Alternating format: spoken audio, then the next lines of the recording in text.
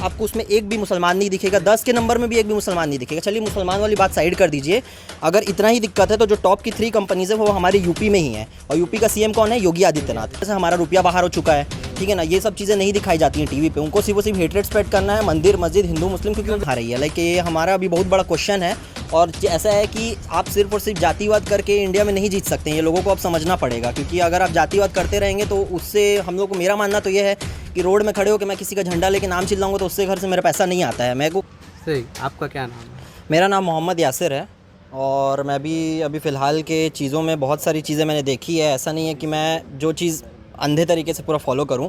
बहुत सारे की पॉइंट्स हैं जो हम लोग डिस्कस कर सकते हैं। सबसे पहले जो मेजर पॉइंट्स है, जैसे कि क्राइसिस, अनएम्प्लॉयमेंट और इन्फ्लेशन, इसके ऊपर कोई डिस्कशन नहीं होता है। सिर्फ 6 मुद्दों पे ज़्यादा डिस्कशन होता है: मंदिर मस्जिद, हिंदू मुस्लिम, पाकिस्तान और आतंकवाद। ये जो 6 मुद्दे हैं ये आपको रेगुलर बेसिस पे टीवी पे दिख जाएंगे, क्योंकि आप टीवी पे भी चीज़ों को देखेंगे ना, तो टीवी पे क्या दिखाया जाता है?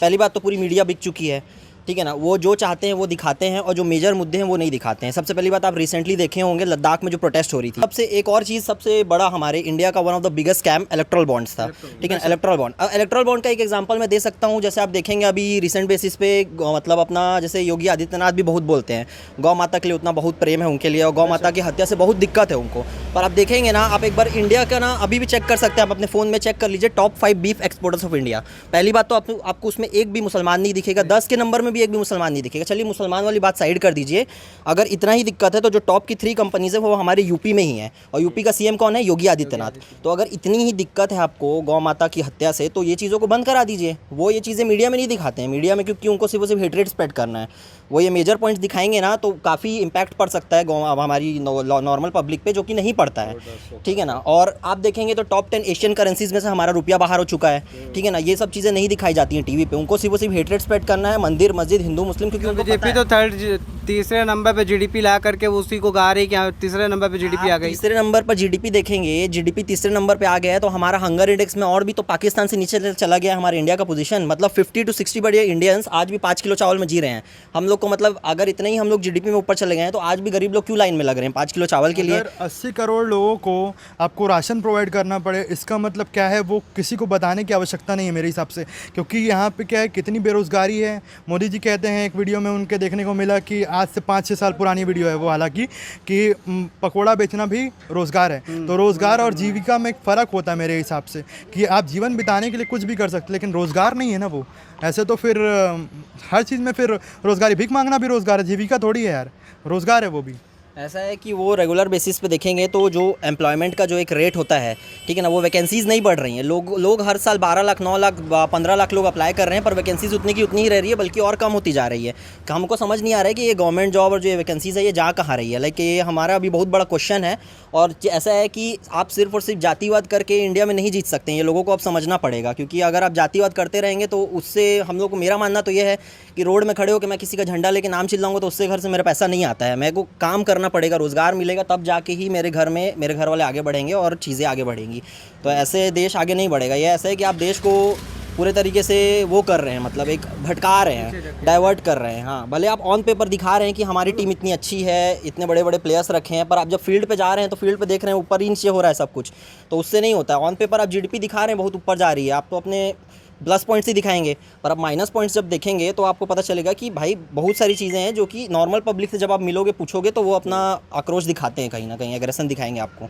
एक इलेक्टोरल बॉन्ड के ऊपर एक और बात याद आई, जैसे भाई ने बताया कि इलेक्टोरल बॉन्ड जो है अभी सबसे बड़ा स्कैम हो रहा है इस वक्त इंडिया में। एक इंडस साइडर्स करके मेरे ख्याल से कंपनी थी, जो कि मेडिसिन की कंपनी है, गुजरात की कंपनी है मेरे ख्याल से, जो कि कोविड के टाइम पर दवाई जो है प्रोवाइड करा रही थी, और इस दवाई से लोगों को ज़्यादा नुकसान हो रहा था। जिन लोगों ने भी इस दवाई को कंज्यूम किया है वो लोग ज़्यादा बीमार पड़े हैं, बजाय उनके कि जो लोगों ने दवाई कंज्यूम नहीं किया था। तो इस दवाई की जांच पड़ताल ना करते हुए गवर्नमेंट ने उस दवाई की बिक्री बढ़ा दी।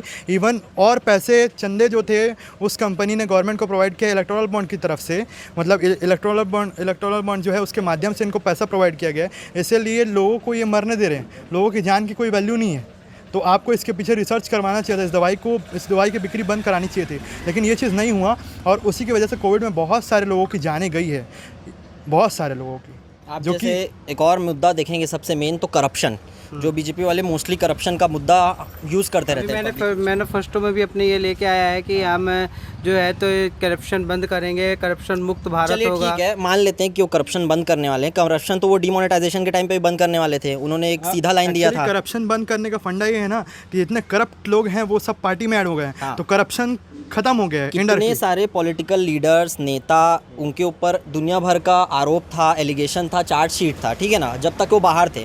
फॉर एग्जांपल जब उन्होंने बीजेपी ज्वाइन किया तो उनका दुनिया भर का एलिगेशन, आरोप, चार्जशीट सब का सब हट गया। मतलब वो लोग क्लियर एकदम। मनमोहन सिंह के टाइम पे एक बंदा था, उन्होंने उनको जेल में डाला था, बट उन्हीं को निकाल के उन्होंने अपने पार्टी में ज्वाइन कर लिया और अब उनके ऊपर कोई उंगली नहीं उठा रहा है क्योंकि वो बीजेपी में है।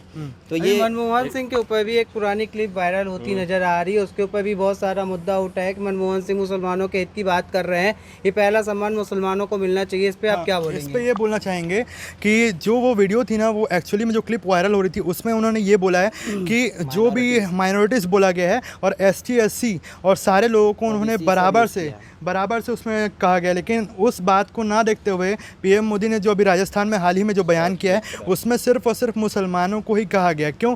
क्योंकि उनके पास सिर्फ एक ही ज़रिया बच गया है इस चुनाव में आगे बढ़ने का, कि वो है हिंदू मुसलमान। उसके अलावा ये कभी भी पढ़ाई लिखाई नहीं होगा, जो मैंने बताया आपको इलेक्टोरल बॉन्ड और जो दवाइयाँ हैं उन पर काम नहीं होगा। इवन अभी रिसेंटली लंदन में कुछ मसालों को, हमारे इंडियन मसालों को बैन किया गया है, किन मसाले जो कि MDH के फेमस मसाले हैं। क्यों? क्योंकि उसमें कुछ एथाइल ऑक्साइड तरीके का एक नाम का उसमें केमिकल पाया जा रहा है जिसकी वजह से कैंसर हो सकता है। तो वो ठीक कराने की जिम्मेदारी किसकी? हमारी गवर्नमेंट की, FSSAI की। तो FSSAI इस पर रिसर्च क्यों नहीं कर रहा? गवर्नमेंट उनको ऑर्डर क्यों नहीं प्रोवाइड करी कि आप इस पर रिसर्च करिए? और इसके लिए उन्होंने 20 दिन का टाइम मांगा, और वहीं अगर कुछ और करना हो तो वो इमीडिएटली उस चीज़ को करेंगे, लेकिन इसमें 20 दिन का टाइम चाहिए। क्यों? क्योंकि लोगों की जानें प्यारी नहीं है क्या भाई? देश के लोग प्यारे नहीं है क्या आपको? आप गवर्नमेंट हो, आपको सत्ते में है, आपके पास पावर है, आप कर सकते हो उस चीज़ को, तो आप उस चीज़ पे काम नहीं करेंगे। आप काम करेंगे किस पे? जैसे कि अमित शाह जी का एक वीडियो वायरल हुआ था कि भैया राम मंदिर जाना है ना, खर्चा होगा ना। हुआ था अभी सारी वोट डाल दीजिए और आपको हम लोग राम मंदिर करवा देंगे, फ्री में लेके लोगों का कहना यह था भैया ठीक है चलो, ये अयोध्या लेके जाओगे आप फ्री में, दुबई में आपने अबू धाबी में मंदिर बनवाया, वहाँ का भी टिकट कटा दो, तो भैया कटवाओ।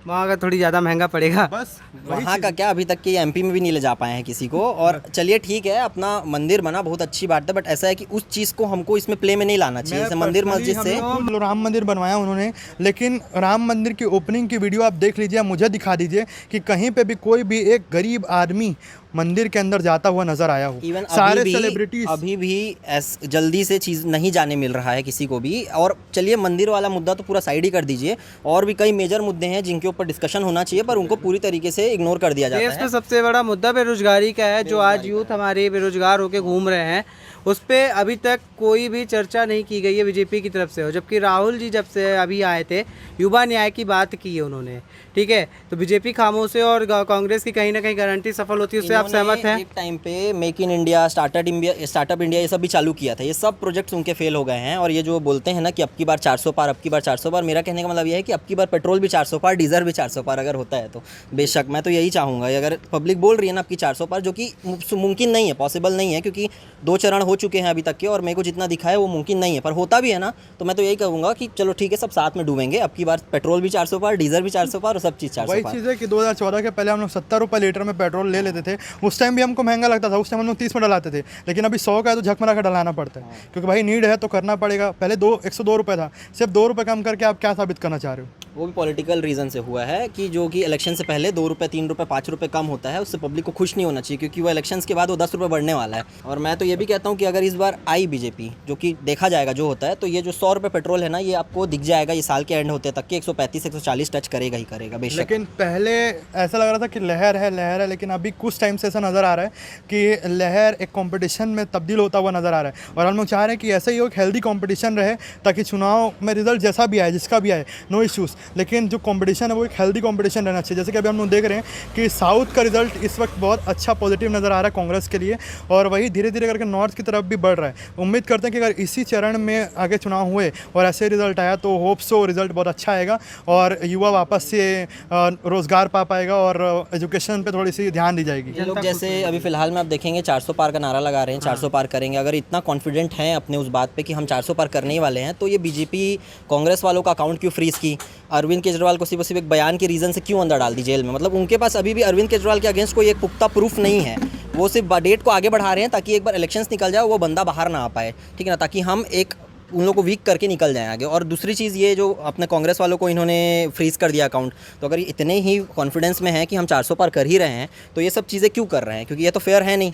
इलेक्शन कमीशन वाले कुछ बोल नहीं रहे हैं, और इलेक्शन कमीशन वाले ने ये भी रिलीज़ किया था कि आप किसी भी कास्ट या रिलीजन को यूज़ नहीं कर सकते हैं, पर ये कास्ट और रिलीजन को भी यूज़ करते हैं हर जगह, Even और उसके अगेंस्ट भी आपने कुछ नहीं है। पर उससे कई ज़्यादा इंपॉर्टेंट बहुत सारे पार्ट हैं। सबसे पहले युवा के लिए तो सबसे पहली चीज़ रोज़गार है, ठीक है, और हम जैसे हमारे फैमिली वालों के लिए अपना इन्फ्लेशन है, मतलब महंगाई, ठीक है। तो ये दो मुद्दे बहुत मेजर हैं जो कि किसी को भी जो चिंता किसानों देते का हैं। मुद्दा है वो भी तो ज़्यादा इम्पोर्टेंट वो है। बहुत इंपॉर्टेंट है, और कांग्रेस ने बोला भी है कि आने के बाद बहुत सारे जुमला ये भी दिया था ना, क्या नाम है, बीजेपी वालों ने भी, कि हम किसानों को ये दिलवा देंगे। इनके शासन में भी तो किसानों के लिए बहुत कुछ किए हैं फिर उन्होंने। अब जैसे आपने पूछा था कि छत्तीसगढ़ में विष्णु साय जी के आने के बाद में क्या हुआ है, तो विष्णु साय जी जैसे ही सत्ते में आए थे तो पहले ही हफ्ते में ये हो गया था कि रायपुर में जो भी स्टॉल्स वगैरह लगे हुए हैं, जो सड़क पे लगाए हुए थे गरीब लोगों ने, उसको हटा दिया गया स्टॉल्स को। यानी कि आपने गरीब के ही पेट पे लात मार दी। अब वो कमाएगा क्या, खाएगा क्या, ये बताइए भाई। उसका एक जो ज़रिया था, जो यहाँ पे वो 20 साल से 25 साल से जब से रह रहा होगा, मैं नहीं जानता, 50 साल से 10 साल से उसने अपना एक रोज़गार कर रहा होगा, बेच रहा होगा, व्यापार कर रहा होगा, उसको आपने हटा दिया। दूसरा काम आपने ये किया कि आपसे कुछ हो नहीं पाया, आपसे सड़क बन नहीं पाई, तो आपने सड़क के ऊपर में एक नया किस्म का ब्रेकर बना दिया जिसमें कि लोग जाएँ तो टायर पंचर हो जाए। वो कितना नुकसानदायक है। मान लीजिए कोई गाड़ी से गिर जाता है, अगर वहाँ पर किसी के सर पे वो लग गया, पैर में लग गया, कहीं पे भी लग गया, कितना नुकसान है, ठीक है। वो छोटी छोटी चीज़ें हैं, लेकिन बड़ी चीज़ यही है कि आते ही साथ ही जो स्टॉल्स वगैरह था, दुकान वगैरह थे, उनको हटा दिया गया, ये बोल के कि हम रोड खाली करवा रहे हैं। भाई 20 साल 50 साल से वो आदमी था, तब तो किसी को तकलीफ नहीं थी। तुम्हारे आने के एक हफ्ते के बाद क्या हो गया, क्यों तकलीफ हो रही है भाई। महानगरों में तो आज देखे ही होगी, दिल्ली मुंबई में सब जगह नेट लाइट तक खुलती ही है, 2-3 बजे तक चहल पहल रहती हैं। वैसे भी अगर देश को, मतलब हमारे छत्तीसगढ़ को अगर अच्छा राष्ट्र वो बनाना है, वो स्टेट, तो ये सब तो होना पॉसिबल है। 3-4 बजे तक दुकानें खुले, जिससे मतलब बहुत सारे टूरिस्ट लोग घूमने आए, तो 3-4 बजे तक आज माहौल चाहिए सबको। तो ये सब चीज़ें आते एक साथ क्यों बंद हो गई? विष्णुदेव शाह जी के आते के साथ ये सब बंद हो गई। कि 2014 तक के जितने भी लीडर्स थे उन्होंने वर्ल्ड बैंक और इंटरनेशनल बैंक से सिर्फ 55 लाख करोड़ तक का लोन लिया था, पर अभी 10 साल में ही वो 55 लाख करोड़ तक का लोन 205 लाख करोड़ तक का पहुंच गया है। तो चलिए ठीक है, लोन बढ़ाया, पर इतना भी डेवलपमेंट मेरे को नहीं दिखा है कि 205 लाख करोड़ तक के हम लोग पहुँच गए हैं। क्योंकि अगर उतना लोन लिए हैं तो उसका यूसेज भी होना चाहिए कहीं ना कहीं। और सबसे मेन चीज़ जो कोविड के टाइम में वो हो रहा था, PM केयर फंड, ठीक है ना, उसका कोई मुद्दा निकालता ही नहीं है, क्योंकि उसका पैसा कहाँ गया किसी को नहीं पता है, उसके बारे में कोई डिस्कशन नहीं करता। उसके में बहुत करोड़ों करोड़ डोनेशन गए हैं कोविड के नाम से, और उसका कोई यूसेज नहीं है, वो सब का सब दबा दिया गया है।